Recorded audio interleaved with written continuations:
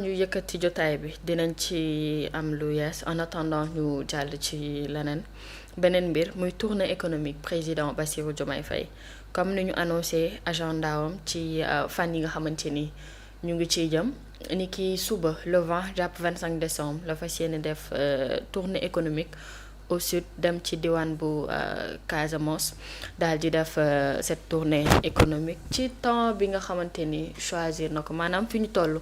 tey président opté pour amal foofu tournée économique déjà loolu ban lecture nga ci mën a def. waaw déjà la forme dinañ ko rafetlu dinañ ko saluer bu baax a baax la forme mooy président nee na day dem Casamance war a faa def juróomi fan. Casamance nag damaa yàgg a wax ni maman zone la bu ñu war a soutenir bu baax a baax sur le point de vue économique ak ci lu ñeel wàllum politique publique yi. ndax gox la boo xamante ni li mu yor ci potentialité rek mun na suqali Sénégal ndax boo demee biir Casamance li ngay njëkk a nemmeeku mooy gàncax gi. ak riche yi mu riche économiquement parlant waaye da ngay xam ni am na lu leen manqué lu baree bari sur le plan industrie sur le plan transformation. loolu jafe-jafe la bu am Casamance donc moo tax ma ni ci politique publique yi war nañ leen a gën a considérer war nañ gën a également désenclaver li nga xamee ni que moom mooy Casamance waa Casamance dañoo war a gën a gis seen bopp ci Sénégal ci politique publique yi ak ci développement économique yi xëy na peut-être looloo tax gars yi amoon ce fameux plan là Diomaye pour la Casamance et que fameux plan boobu nag war nañ fexe ba véritablement ñu transformer ko en une réalité.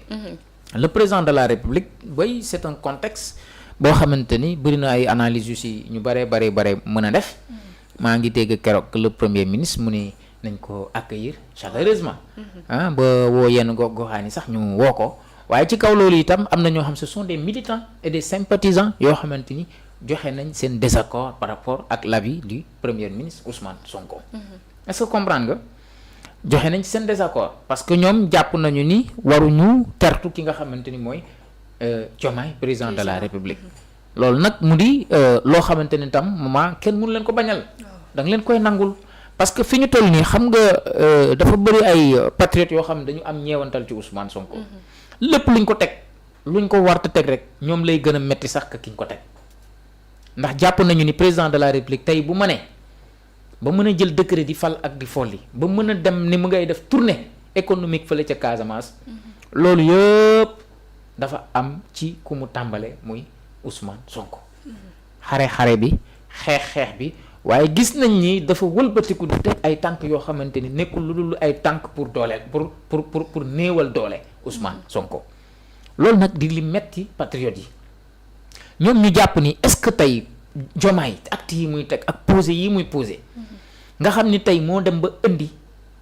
liñ naan zizanie ak division bëgg a semer li nga xam ne ni que mooy le bordel ci biir parti bi est-ce que tey acte yi mu posé mérite na ñun patriotes yi ñu wëlbati ko waat taxaw di ko tàccu est-ce que loolu mérite na ko loolu moo tax ma ni da nga leen koy nangul doo leen ko bañal Sonko nag kilifa la mënta wax ci mbooloo yenn yi lu dul wax ju rafet est-ce que yaa ngi dégg waaye nag léeg-léeg liñ naan da ngay jëli lu ñu waxut est-ce que yaa ngi dégg da ngay jël mën naa am lu ko naqari léeg-léeg mais nam koy waxee da koy waxee seul parce que tout simplement kilifa la waaye bu doonoon un militant simple bu bokk ci parti bi amaana dana ko waxee ci beneen façon toujours boo xoolee waxam mi ngi rafetal donte nag liñ koy teg metti na trop ndax mënoo concevoir président de la République ni dafa soxla un président super puissant waaye à la limite lu ñu gis. un président buy wax ni dafa soxla un premier ministre super fort boobu lu muy màndargaal maman yow da nga bëgg renforcer les pouvoirs du président. du premier ministre loolu la président waxoon. renforcer les pouvoirs du premier ministre mais au contraire lan la président renforcer ay noonam la renforcer. Au lieu de renforcer les pouvoirs du Premier ministre, on renforce les ennemis de Ousmane Sonko. moo tax ma ni ce serait paradoxal quand même parce que la coalition Diomaye ñooy accompagner président ñoom ñoo fa nar a fees del de waa coalition Diomaye bu ànd ak président de la République les Aminata Touré les Abdourahmane Diouf et cetera tout ça est-ce que mérite nañ ay patriotes yu taxaw di leen tàccu bu doon président kese amul problème est-ce que yaa ngi dégg. c'est ça fondamentalement xaw ma nag Sonko dina dem wala du dem loolu dara wóoruma ci. parce que da nga jàpp ni noonu lay demee parce que ba fi ñu toll nii déggaguma coalition Diomaye président communiqué ci accueil bi nga xamante ni moom la ñu bëgg a réserver le président Bassirou Diomaye Faye wala dans l'ordre normal des choses. c'est dans l'ordre normal des choses xam nga man dama njëkk a sax li ma njëkk a àndul. mooy le terme tournée politique ma ànduma ci. lii c'est des pratiques anciennes. c'est quoi une tournée économique mais mënoon nañ xam nga rupture la ñu woote. c'est-à-dire mënoon nañ aborder sax beneen c'est-à-dire beneen kàllaama boo xamante ni signe de rupture la mais boo ne tournée économique ñu la Macky Sall bu tournée la daan def économique te politique la woon boo ne tournée économique Sénégal yëpp taxaw ne la politique la politique déguisée ngay def est-ce que yaa ngi dégg. dox mbokk am na fi seeti waa Casamance am na fi. yeneen termes yu beaucoup plus appropriés au contexte mais ne tey boo nee tournée économique nag sa waay mënuñu ko bañaloon Macky Sall ne ko tournée politique nga doon def tey ñëw ñu naan Diomaye tournée économique ngay def nañ waxante dëgg. moo tax ma ni signe de rupture yi yooyu élément de langage yooyu da cee war a génn ñu indi ay élément de langage beaucoup plus approprié. je suis tout à fait d'accord Casamance président war na fa dem dafa ay bés yu yaatu même sax forme bi ñu daan defee politique tournée économique yi dañ ko war a changer. xam nga aujourd'hui ce qu'on a li ñu bëgg comprendre. oui on doit faire en sorte mu doon ndaje moo xamante ni waa Casamance les autorités. les représentants des mouvements des ASC c'est-à-dire dañoo war a am une base de données très claire par rapport aux potentialités économiques de cette zone-là.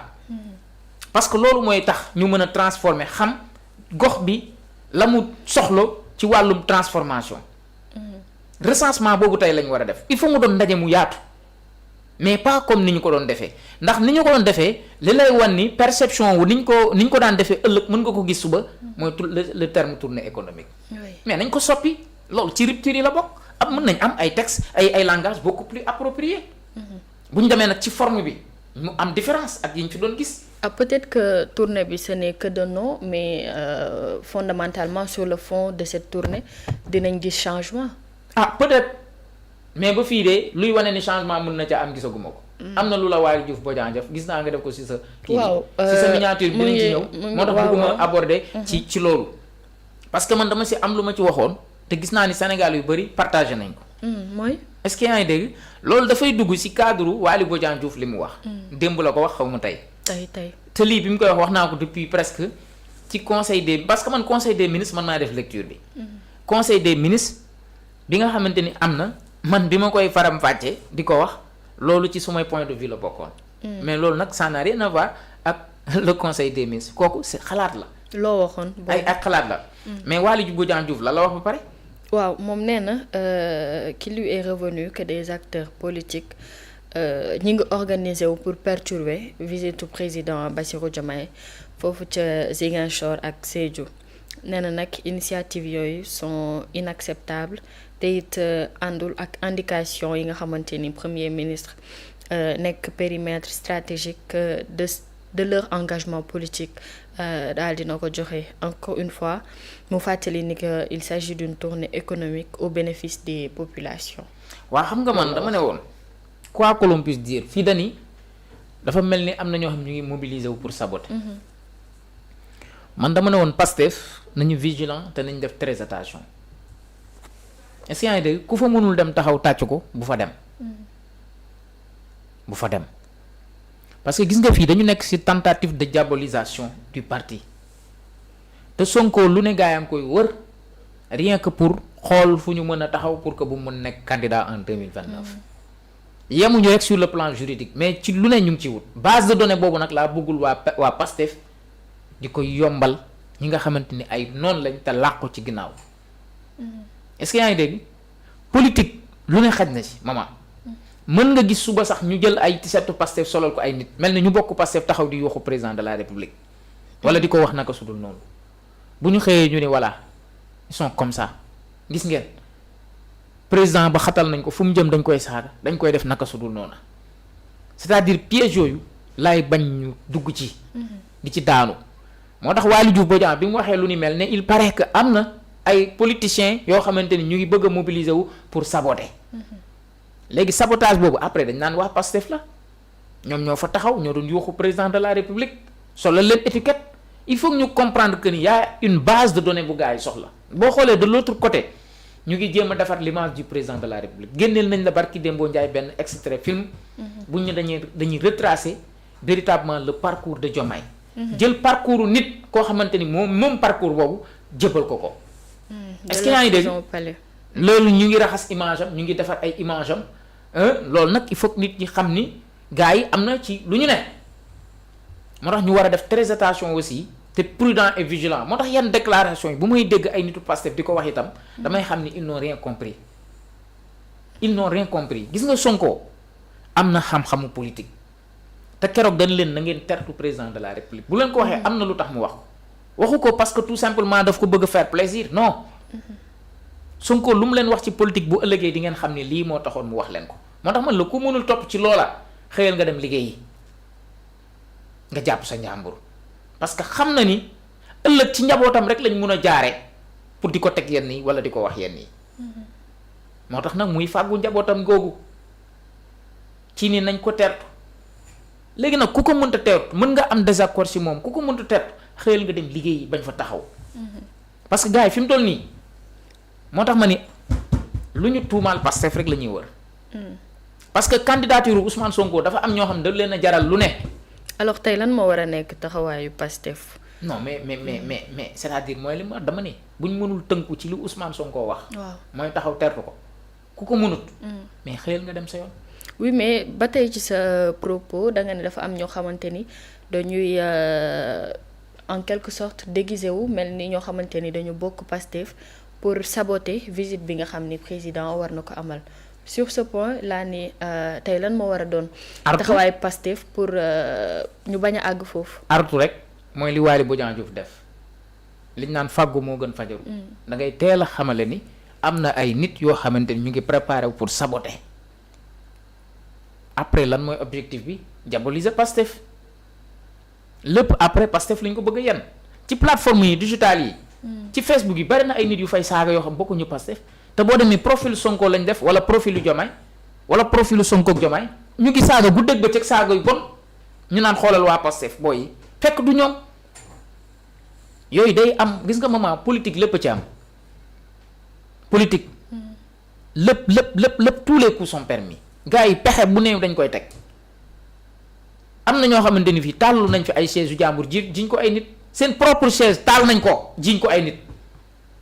am na ñoo xam saccagé nañ seen propre chaise jaar ko ay nit jiñ ko ay nit pour bëgg a yàq seen der ci politique pour discréditer leen diaboliser leen à la limite moo tax ma ni fondamentalement Pastef li mu mën mooy ñu vigilant te artu itam ak sensibiliser ñi nga xamante ni ce sont des militants est-ce que dégg te ñu moytu xam ni seeni noon sorewuñ leen te lu leen yàqal ci la ñuy nekk guddi ak bëccëg ci loolu la ñuy dox. d'accord tey lan lañ mën a xaar ci tournée économique bi en termes d'apport. xam nga sànq maa lay wax ni li ñu xaar mooy nañu recenser tout ce qui est potentialité dans cette zone là. nañ ko xam ci gàncax richesse culturelle richesse économique bi Casamance am la ñu war a mettre sur la table ñu génnee ko ñu xam ko ñu xam ni Casamance nii la toll économiquement parlant ban c'est-à-dire tey la yan jumtukaay la Casamance te loolu nag doomi Casamance rek ko mën a wax. mais bu mu doon rek li may bañ ëllëg mu doon tournée boo xamante ni wala président ñëw na saavonte na ak nit ñi andi nañ fay discours politique Casamance li leen war a defal dinañ leen defal lii dinañ leen defal lii après on passe. na doon ndaje mu différent mu wute ak yi fi daan am te nee naa nag beneen yoon aussi terme économique tournée économique bi nañ ko dindi ci suñu nañ ko dindi quoi. ay tur yii c'est des termes très anciens yoo xam foo ko aborder dañ naan politique moo la tax a jóg. est-ce que yaa ngi dégg. yooyu nañ koy bàyyi xel. yaa ngi xaar mu ànd ak premier ministre yaa ngi koy wax sànq. ma ne yaa ngi xaar mu ànd ak premier ministre yaa ngi koy wax sànq. en tout cas premier ministre annoncé wu ko. toog na conseil des ministres président de la république wax na ni day dem tukki. conseil des ministres ba ñu génn la ko président wax. premier ministre jël na communication mais amul fenn fu mu abordé ni dafay ànd ak kii dafay ànd. te Ousmane Sonko nag wax dëgg yàlla de lu ne mën na koo def de mën naa xëy ànd ak moom mën naa bañ a xëy tamit ànd ak moom itam. waaw. d'accord waaw loolu yëpp mën naa am attendons de voir la suite vraiment des événements en tout cas ce qui est sûr et certain politiquement parlant moom Ousmane Sonko moom waxoon na ni ca assemblée nationale ku ne nag wax dëgg yàlla léegi mën ngaa demal sa bopp. très ci bien politique. oui. donc ëllëg lay doon demu président foofu ca diwaan bu Ziguinchor ñu xaarandi lan mooy xew ci boobu tournée économique maa ngi koy wax sànq mbirum Softcare SN